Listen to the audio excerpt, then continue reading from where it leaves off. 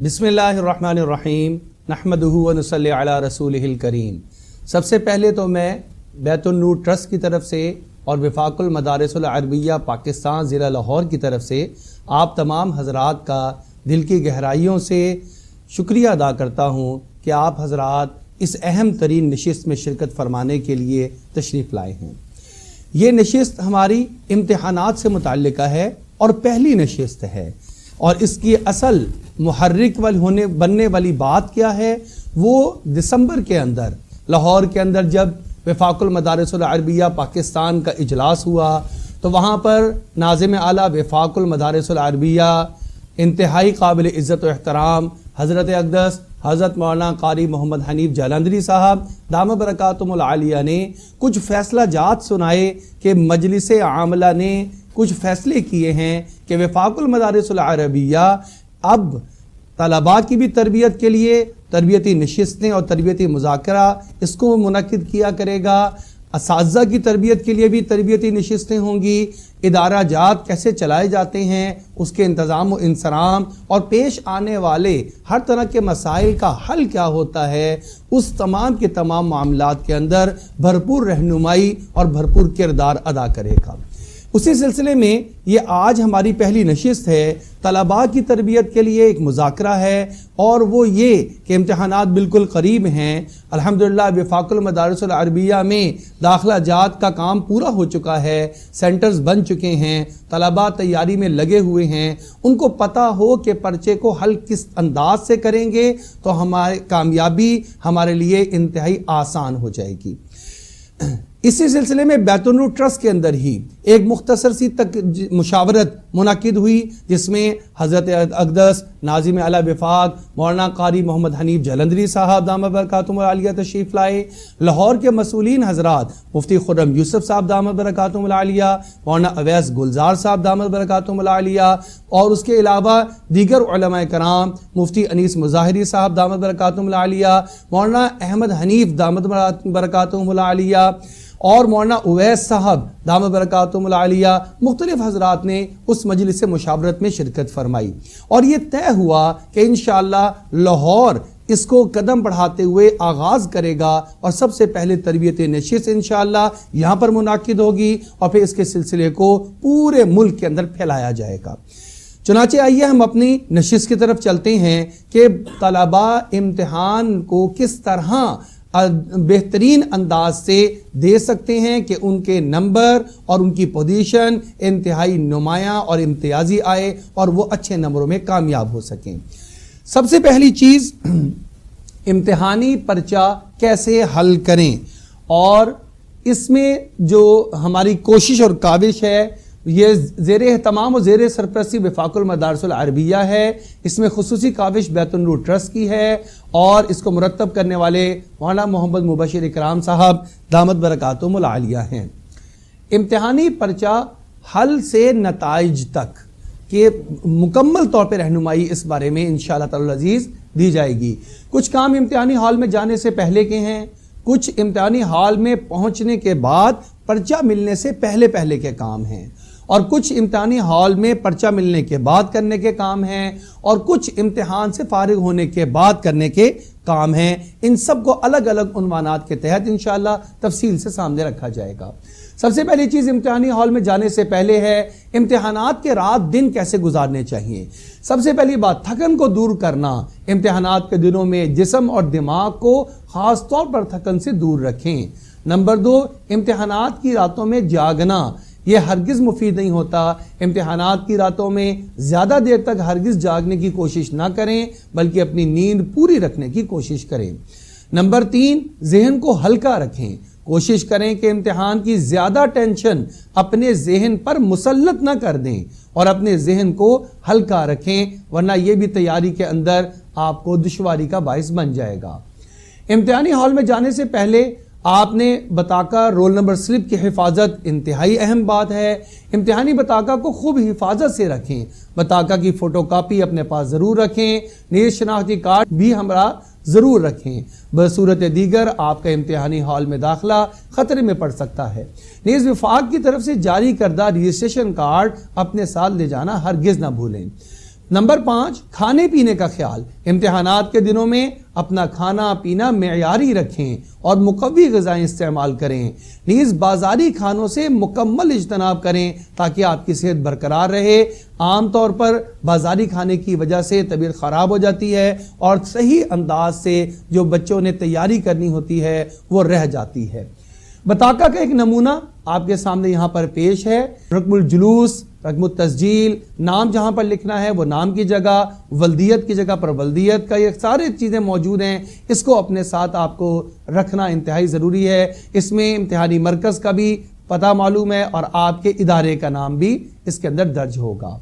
इम्तिहानी हाल में जाने से कबल कुछ चीज़ों को ख्याल रखें। इम्तिहानी स्टेशनरी, इम्तिहानी हाल में जाने से कबल पेन, पेंसिल, स्केल, इम्तिहानी गत्ता वगैरह हर चीज़ तैयार कर लें। और ताहम बेहतर यह है कि एक अदद पाउच ज्योमेट्री बॉक्स हमेशा के लिए बना लें जिसमें तमाम ज़रूरत की अशिया मौजूद हों।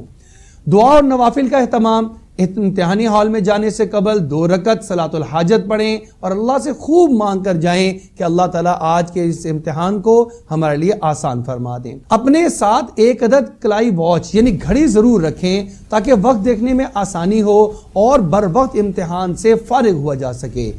नीज़ बार बार दाएं बाएं मुड़कर जब आप घड़ी देखते हैं तो इससे मुम्तहिन आपके बारे में शुबह में भी मुब्तला हो जाता है कि ये घड़ी को देख रहा है या किसी और नकल की तरफ इसकी तवज्जो और ध्यान जा रहा है। इम्तिहानी हॉल में इम्तिहान शुरू होने से पहले के जो काम हैं उसमें वक्त की पाबंदी इंतहाई ज़रूरी है। इम्तिहानी हॉल में मुकर्रर वक्त से 15 मिनट पहले पहुंचने का एहतमाम करें। बाज़ तलबा ऐन वक्त पर पहुंचते हैं, वहां से फिर अपने बैठने की जगह को भी देखना होता है, उसकी वजह से बहुत दिक्कत का सामना करना पड़ता है। अपनी नशिस्त गाह की तलाश, इम्तिहान गाह में दाखिले के बाद सबसे पहला काम ये करें, अपनी नशिस्त गाह तलाश करें और मुकर्ररा नशिस्तगाह पर ही बैठने का एहतमाम फरमाएं। तलबा बाज़ औक़ात वहाँ पे बड़ी दिक्कत के साथ चल रहे होते हैं, इसकी वजह से उनका वक्त काफ़ी ज़ाया हो जाता है। इम्तिहान गाह में नशिस्त तलाश करने का तरीका क्या है इसको भी देख लें। आम तौर पर इम्तिहान गाह में नशिस्त गाह जो है उसके लिए बाहर नक्शे में अपने दर्जे का रंग देख लें। वहां पर हर दर्जे को अलग रंग दिया जाएगा। इम्तिहानी बताका पर दिए गए रकमुल जुलूस को नक्शे में तलाश करें और फिर सफ नंबर देखकर वहां पर तशरीफ रखें। यह आसान तरीका है कि उस नक्शे के पास पहुंचें, अपने दर्जा देखें, अपना रोल नंबर देखें, सफ नंबर चेक करें और फिर जाकर उस सफ के अंदर आप बैठ जाएं। इम्तिहानी हॉल के नक्शे का आम तौर पे नमूना ये होता है, ये मुख्तलिफ रंगों के अंदर है, इसलिए इसको सामने रखा गया है। तालिब इल्म पहले से देख लेगा तो उसको इसकी प्रैक्टिस हो जाएगी और ढूंढने में अपने जिस्म में किसी किस्म की कोई तंगी और मुश्किल उसको पेश नहीं आएगी। कुछ चीज़ें जो हैं वो ममनुआत हैं, वो भी हमें सामने होने चाहिए। स्मार्ट वॉच से मुकम्मल इज्तनाब लाजिम है और मोबाइल फ़ोन इम्तिहान में ले जाना सख्त मना है। हैंड फ्री भी इम्तिहान में ले जाना सख्त मना है। इस तरह कुछ ऐसे कलम हैं जो कि खुफिया रोशनाई वाले हैं, उसको भी इम्तिहान गाह में ले जाना सख्त मना है। कुछ अहम बातें भी इसी ही के तनाजुर में हॉल के अंदर पहुंचने के बाद बार बार सवाल पूछने से परहेज किया जाए।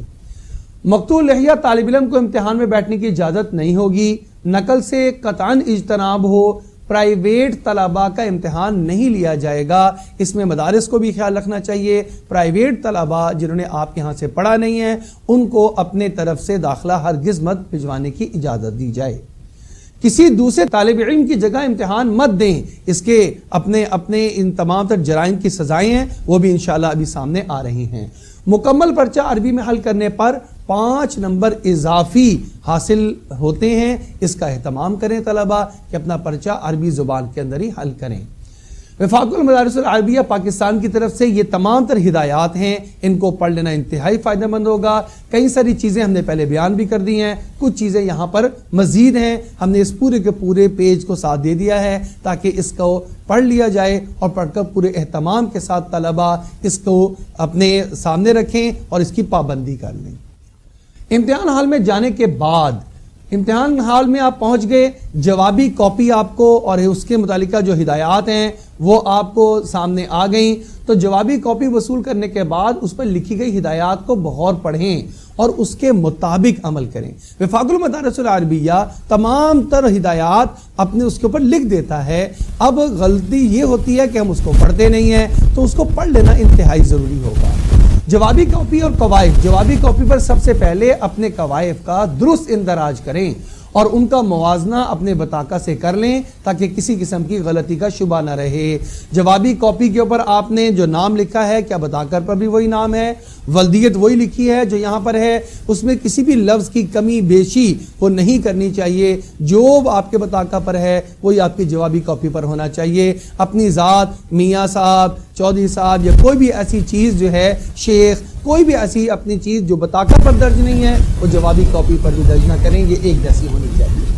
اسی طریقے سے حاضری شیٹ ہے، حاضری شیٹ پر جوابی کاپی کا سیریل نمبر اور دستخط ضرور کریں تاکہ آپ کی حاضری بر وقت اور لگائی جا سکے اور وہاں پر شمار ہو سکے۔ ایک ہم نے یہاں پر بطاقت الخلاصہ کا ایک نمونہ بھی پیش کر دیا ہے، یہ ہم نے اس کو ہائی لائٹ کر دیا، اسم الطالب، اسم الاب، المرحلۃ الدراسیہ، رقم الجلوس، اور لفظوں میں بھی لکھنا ہے اور ہندسوں میں بھی لکھنا ہے۔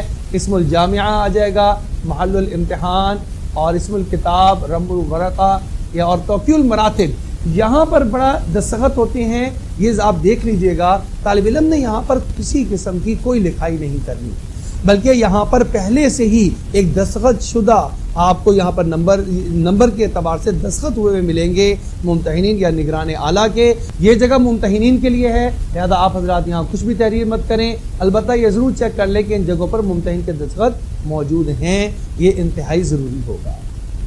جوابی کاپی اور ہدایات، یہ ساری کی ساری ہدایات اسی جوابی کاپی کے اوپر لکھی ہوئی ہیں، یہ ایک ایک کر کے پڑھ لینا فائدے مند ثابت ہوگا۔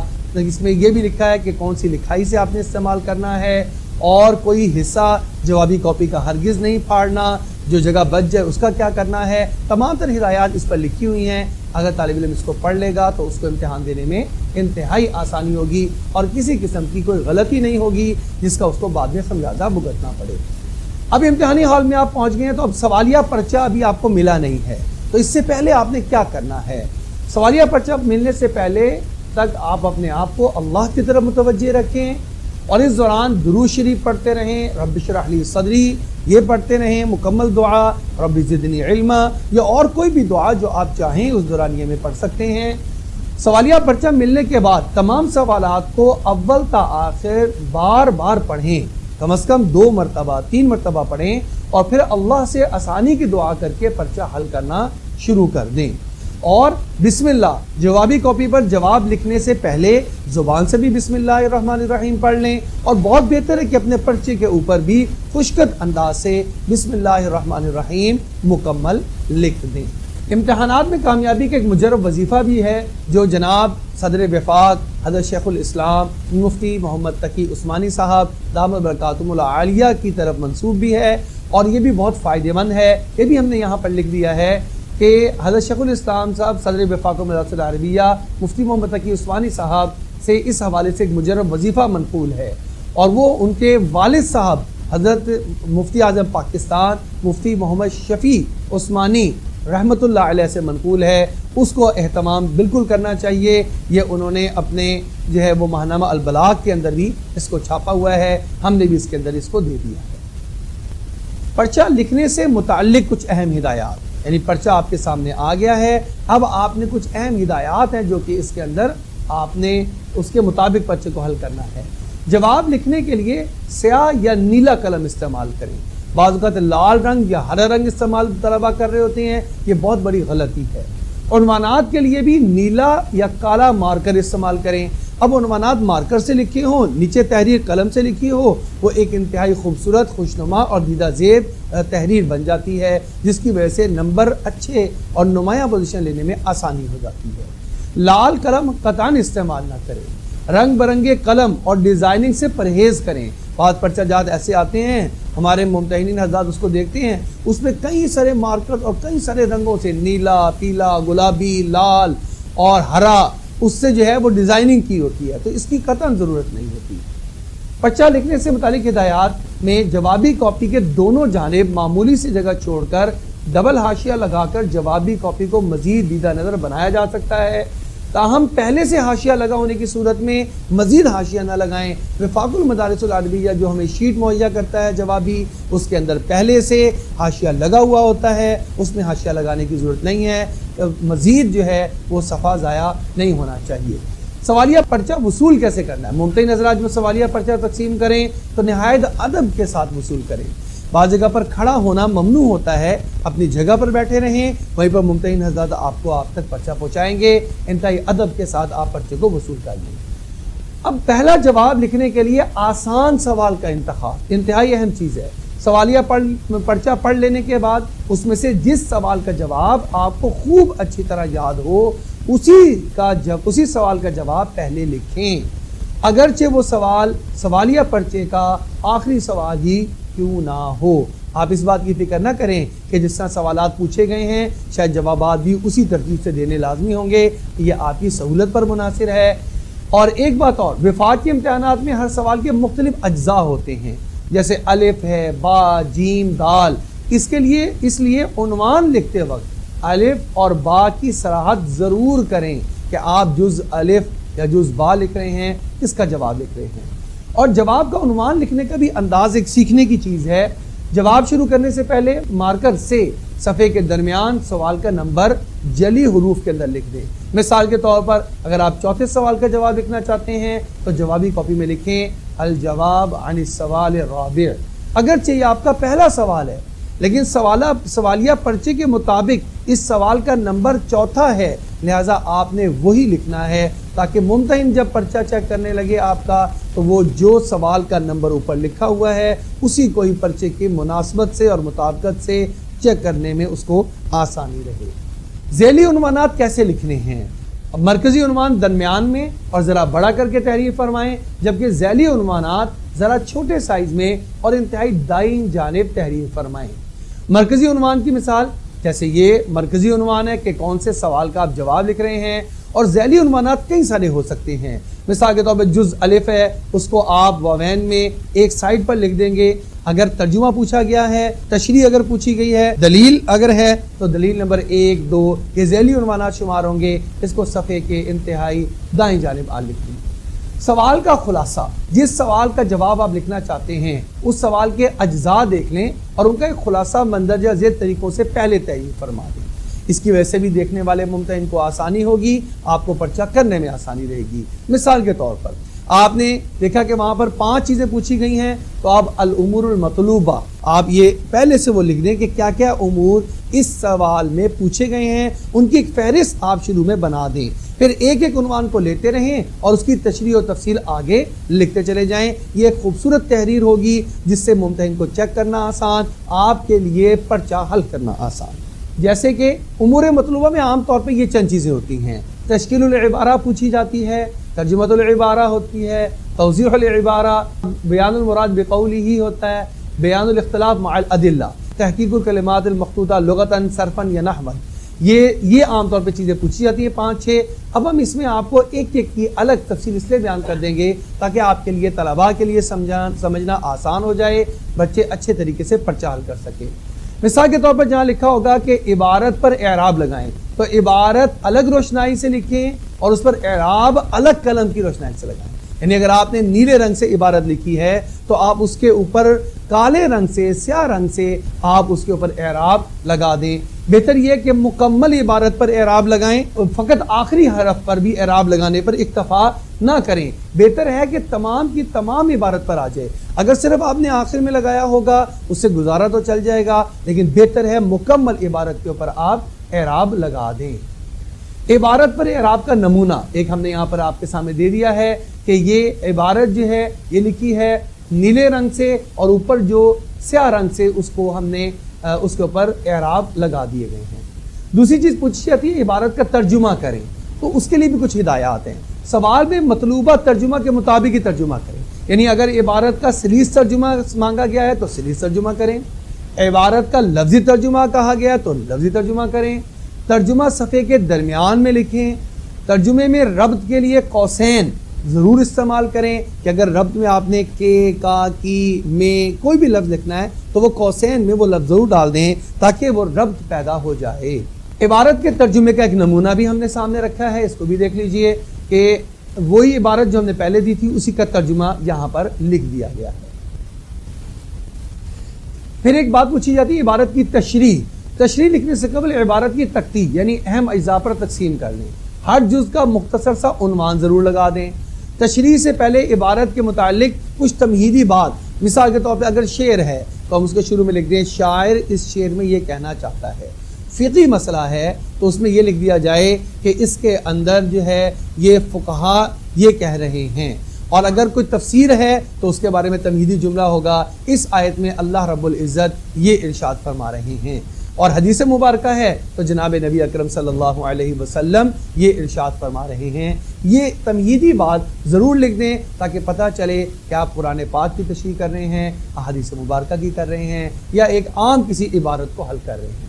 صرفی تحقیق اگر پوچھی جا رہی ہے تو اس میں 7 چیزیں بیان کرنی ضروری ہوتی ہیں: صیغہ، گردان، باب، حروف اصلیہ اس کے کون سے ہیں، 7 اقسام میں سے کیا ہے، 6 اقسام میں سے کیا ہے، اور اس کا ترجمہ کیا ہے، یہ اس کے لیے ضروری ہوگا۔ نحوی ترکیب اگر پوچھی جا رہی ہے تو نحوی ترکیب بیان کرتے ہوئے ہر ایک لفظ کو الگ الگ سطر میں لکھا جائے، پھر اس کی تحقیق کی جائے۔ کلمات کو الگ قلم سے اور ترکیب کو الگ قلم سے لکھا جائے تو زیادہ بہتر ہو جائے گا۔ ہر ایک کلمہ کی الگ تحقیق کرنے کے بعد ما قبل کو جملوں سے جوڑ کر جملہ کے اعتبار سے بیان کیا جائے کہ مثال کے طور پر یہ اسم ہے، یہ فعل ہے، یہ فاعل ہے، یہ مفعول ہے، اس کے بعد یہ جملہ اسمیہ بنا یا جملہ فعلیہ بنا، اس کو بھی بعد میں ضرور تحریر کر دیا جائے۔ تعریفات اور قواعد لکھنے کا طریقہ، مثال کے طور پر اگر سوال کیا گیا کہ فلانی اصطلاح کی تعریف لکھیں تو اس کے لیے کسی بھی اصطلاح کی تعریف لکھنے یا قاعدہ لکھنے کے لیے اس اصطلاح کا نام پہلے واضح قلم سے لکھ دیں۔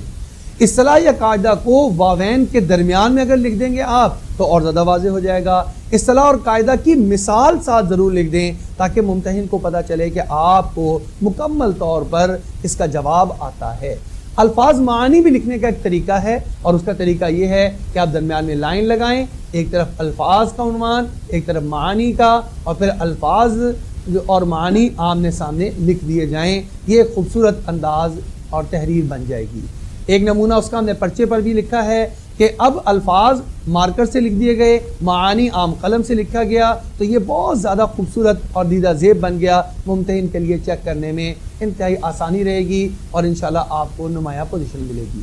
ایک اور بات بہت اہم ہے، آپ اس کو پورا پڑھ لیجئے گا۔ ان رموز اوقاف کی اہمیت بہت زیادہ ہوتی ہے کہ آپ نے کہاں پر فل سٹاپ لگانا ہے، کہاں پر آپ نے صرف کوما، کہاں پر آپ نے صرف شوشہ، یہ بہت ضروری چیز ہے۔ بات کہاں پہ مکمل ہو رہی ہے، کہاں پہ ابھی جاری رہے گی، پیراگراف کہاں سے شروع کرنا ہے، کہاں پر ختم کرنا ہے، یہ ساری چیزیں تحریر کو دیدہ زیب اور خوشنما بنا دیتی ہیں۔ اور پرچہ جب تحریری ہو اس کے اندر اس کا بہت زیادہ عمل دخل ہوتا ہے، لہٰذا کچھ چیزیں ہم نے یہاں پر تحریر بھی کر دی ہیں طلباء کے سمجھنے کے لیے کہ کچھ علامات ترقیم ضرور استعمال کریں۔ تحریروں میں ہونے والی علامات اور ان کے نام، ایک ہی ہوتی ہے سکتہ، اس کو کہتے ہیں۔ سکتہ ان چھوٹے چھوٹے جملوں کے درمیان اس کا استعمال ہوتا ہے جن سے مل کر ایک بڑا جملہ بنتا ہے اور ایک بات مکمل ہو جاتی ہے۔ جیسے استاد محترم آئے، درسگاہ میں داخل ہوئے، مسند پر بیٹھے اور سبق پڑھایا، اس کے درمیان میں آپ دیکھ رہے ہیں سکتہ ہم نے درمیان میں لگایا سمجھانے کے لیے۔ واوین ہوتی ہے، واوین کسی مضمون میں موضوع کی مناسبت سے بعینی ہی کسی مصنف و ادیب کے قول یا کسی کتاب کے اقتباس کو نقل کرتے وقت اس کا استعمال عام طور پر ہوتا ہے، جیسے کہ گیدڑ کی 100 سالہ زندگی سے شیر کی 1 دن کی زندگی بہتر ہے، اس کو درمیان میں واضح کرنے کے لیے واوین لگا دیا گیا۔ رابطہ مقولہ یا کہاوت وغیرہ کو بیان کرنے کے لیے اس کو استعمال کیا جاتا ہے، جیسے علامہ اقبال رحمۃ اللہ علیہ نے کہا یا فرمایا، آگے 2 نقطے لگا دیے گئے کہ اس سے آگے ان کا مقولہ آ رہا ہے۔ ختمہ، یہ آخر میں جب آپ اس علامت کو وقف تام بھی کہا جاتا ہے، اس کا استعمال بات یا جملے کے مکمل ہو جانے پر کیا جاتا ہے، جیسے مذہب اسلام امن عالم کا علم بردار ہے۔ اب یہ مکمل ہو گئی بات، اس وجہ سے آخر میں اس کو لکھ دیا جائے گا۔ پرچہ حل کر لینے کے بعد پرچہ کی نظر ثانی انتہائی ضروری چیز ہے، اگرچہ یہ بہت مشکل اور کٹھن لیکن انتہائی اہم اور ضروری مرحلہ ہوتا ہے۔ ابتدا ہی سے ہر سوال کے لیے ایک وقت مقرر ہو جائے تو مکمل پرچہ حل کرنے میں آسانی ہوگی اور آخر میں نظر ثانی کے لیے وقت بھی بچ جائے گا۔ اچھا، نظر ثانی میں کن کن چیزوں کو چیک کرنا ہے؟ سب سے پہلی چیز، جوابات پورے تحریر کر لیے ہیں، کوئی جواب رہ تو نہیں گیا، کوئی جز باقی تو نہیں رہ گیا، کوئی صفحہ خالی تو نہیں رہ گیا، اگر رہ گیا تو اس پر کراس کا نشان لگا دیں۔ کوئی مقام جو دلیل یا قاعدہ یا مثال جو آپ نے وقتی طور پر چھوڑ دیا تھا کہ میں بعد میں اس کو لکھ لوں گا، وہ مکمل کر لیا ہے یا نہیں۔ نمبر 5، اپنا رول نمبر وغیرہ چیک کریں، آپ نے درست لکھا ہے کہ نہیں، نام اپنا درست لکھا ہے کہ نہیں، ساری چیزیں اپنی دوبارہ سے، اس کو ری چیکنگ بھی کہتے ہیں، نظر ثانی بھی کہتے ہیں، ضرور کر لیں۔ اضافی کاپیوں کی تعداد وغیرہ آپ نے لکھ لی ہے، وہ بھی آپ اس پہ ضرور دیکھ لیں۔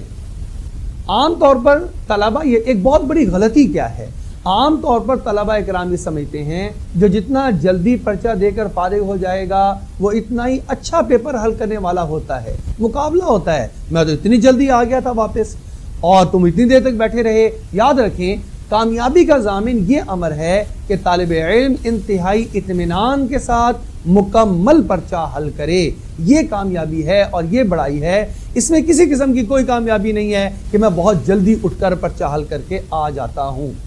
پرچہ حل کرنے کے بعد، یہ درمیان میں وہ ساری باتیں ہم نے ذکر کر دی جو پرچہ حل کرنے کے دوران کی تھیں۔ اب جب پرچہ حل کر لیا تو اب کیا کریں گے؟ اس کے بعد سوالیہ پرچے پر تبصرہ کرنے سے مکمل اجتناب کریں۔ عام طور پہ طلبہ کی بڑی عادت ہے واپس آ کر پرچہ بہت مشکل تھا، پرچے کا فلانا جز مشکل تھا، ایسے ہو گیا ویسے ہو گیا، اس میں وقت ضائع ہوتا ہے، اس کے علاوہ اور کچھ بھی نہیں۔ بلکہ اللہ کی طرف متوجہ ہو کر شکر کریں اور دعائیں کرتے رہیں، یا اللہ ہمیں کامیابی عطا فرما دیجیے۔ پرچہ سے فارغ ہونے کے بعد تھوڑی دیر آرام ضرور کر لیں۔ بعض طلبہ فوراً ہی پرچے سے فارغ ہونے کے بعد اگلی کتاب لے کر بیٹھ جاتے ہیں، پچھلی تھکاوٹ ضرور اتار لیں، کھانا کھائیں، ظہر کی نماز کے بعد اگلے پرچے کی تیاری شروع کریں، اس سے پہلے آپ اپنے آپ کو تھوڑا سا آرام دیں۔ نتیجہ آنے تک مسلسل اللہ کی طرف متوجہ رہیں، مسلسل دعاؤں کا اہتمام کریں، امتحان میں کامیابی کے مختلف وظائف ہیں وہ پڑھتے رہیں، اپنی کمی پر اللہ سے استغفار کرتے رہیں۔ یہ جو ہے امتحانات کے نتائج آنے تک آپ اپنے آپ کو اس چیز میں لگا کے رکھیں۔ اللہ جل شانہ سے دعا ہے اللہ جل شانہ ہماری اس کوشش اور کاوش کو اپنی بارگاہ میں قبول فرما لے۔ ہر ایک طالب علم کے لیے مکمل رہنمائی اللہ پاک اس کے ذریعے سے عطا فرما دیں۔ ہمارے یہ طلبہ علم حاصل کریں، اس کو پر عمل کریں، اس کو پوری دنیا کے اندر پھیلانے کا ذریعہ اور سبب بن جائیں۔ اللہ رب العزت وفاق المدارس العربیہ کو دن دگنی اور رات چگنی ترقیات نصیب فرمائے۔ ہماری نشست یہ اختتام کو پہنچی ہے۔ آپ طلباء میں سے اور جو دوسرے ممتحنین حضرات ہیں، اگر کوئی سوالات پوچھنا چاہیں تو وہ ابھی نشست کے فوراً بعد انشاءاللہ سوال و جواب کی نشست ہوگی، اس میں آپ اپنے سوالات تحریر کر کے لائے ہیں یا زبانی پوچھنا چاہتے ہیں، وہ انشاءاللہ تعالیٰ العزیز اس کے لیے موقع دیا جائے گا، آپ اپنے سوالات پوچھ سکتے ہیں۔ اللہ رب العزت آپ تمام حضرات کا آنا اپنی بارگاہ میں قبول کرے۔